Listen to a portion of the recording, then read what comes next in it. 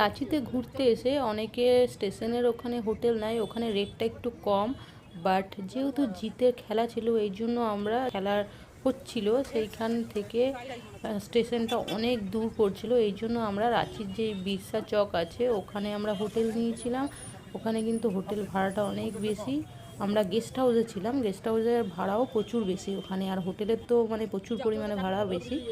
আর যেহেতু মার্কেটটা দেখতেই পাচ্ছেন প্রচুর পরিমাণে জমজমাট, মানে এখান থেকে আপনাকে কোথাও যেতে হবে না কিছু কেনার জন্য, সমস্ত কিছু সব কিছু ওষুধ থেকে শুরু করে স্ট্রিট ফুড থেকে শুরু করে সমস্ত কিছু পাশে পাশেই আছে, এদিক ওদিক কোনো কিছু কোথাও যেতে হবে না। তো সেই দিন আমি একটু পিৎজা অর্ডার করছিলাম, আর ততক্ষণে জিৎ চলে গেছিলো গ্রিল চিকেন অর্ডার দেওয়ার জন্যে।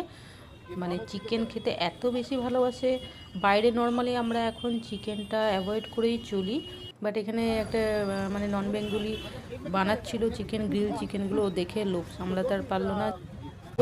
হ্যাঁ হ্যাঁ, এটা বাড়াবি। কি নিচ্ছ? এটা boneless chicken grill. Boneless chicken grill নিচ্ছ? খালি চিকেন চিকেন চিকেন।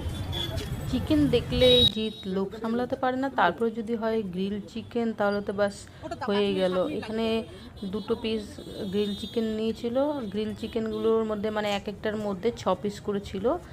বোনলেসটা 70 টাকা না 80 টাকা ছিল, আর উইথ বোনটা মনে হয় 60 টাকা ছিল, যতদূর মনে পড়ছে, মানে অতটা মনে পড়ছে না, অনেকদিন হয়ে গেল। আর রাঁচিতে একটা জিনিস দেখে আমার খুব ভালো লাগলো, এখানে কিন্তু ফ্যামিলি বিজনেস, সবাই মিলে কাজ করছে, কোনো রকম লজ্জা শরম কিছু নেই, মেয়েরাও ঘরের বউরাও করছে এবং ঘরের স্বামী স্ত্রী ছেলে মেয়ে সবাই মিলে করছে। আর ওখানে গিয়েও জিৎ কি খাচ্ছে দেখুন হাতে লুকিয়ে, দেখতে পেয়েছেন? এত বদমাইশ না কি বলবো আর।